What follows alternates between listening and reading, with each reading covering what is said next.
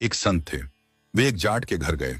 जाट ने उनकी बड़ी सेवा की और बहुत मान सम्मान किया।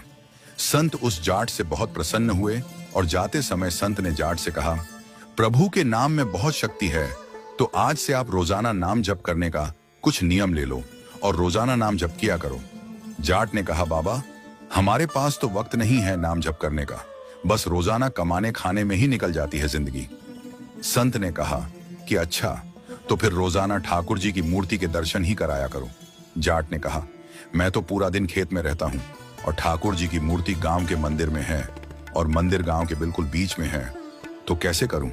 संत जी ने उसे कई साधन बताए कि वह कुछ न कुछ नियम ले ले, पर वह यही कहता रहा कि मेरे से यह बनेगा नहीं, मैं खेत में काम करूं या माला लेकर जप करूं, इतना समय मेरे पास कहाँ है। और उसने संत की सभी बातों को काट दिया। और जाट बोला, हमको तो बाल बच्चों का पालन पोषण करना होता है, आपके जैसे बाबा जी थोड़े ही हूं जो कि बैठकर भजन करूं। अब संत तो बड़ी दुविधा में आ गए और सोचने लगे कि क्या बताऊं इस जाट को जिससे इसका उद्धार हो जाए। और फिर संत जी ने कहा कि अच्छा, तू ही बता कि तू क्या कर सकता है। जाट बोला कि मेरे पड़ोस में एक कुम्हार रहता है, उसके साथ मेरी मित्रता है, उसके और मेरे खेत भी पास पास हैं और घर भी पास पास है, मैं रोजाना एक बार उसको देख लिया करूंगा, बस यही कर सकता हूं मैं तो। संत ने कहा कि ठीक है, तो फिर तुम आज से एक नियम बना लो कि उसको देखे बिना भोजन मत करना। तो जाट ने कहा ठीक है, और जाट ने यह नियम स्वीकार कर लिया। अब तो जब भी उसकी पत्नी कहती कि भोजन कर लो, तो वह अपनी दीवार पर चढ़कर कुम्हार को देख लेता और भोजन कर लेता। इस नियम में वह पक्का रहा। एक दिन जाट को खेत में जल्दी जाना था, इसलिए भोजन जल्दी तैयार कर लिया। उसने दीवार पर चढ़कर देखा तो कुम्हार दिखा नहीं। पूछने पर पता लगा कि वह तो मिट्टी खोदने बाहर गया है। जाट बोला कि कहां मर गया, कम से कम देख तो लेता। अब जाट उसको देखने के लिए तेजी से भागा।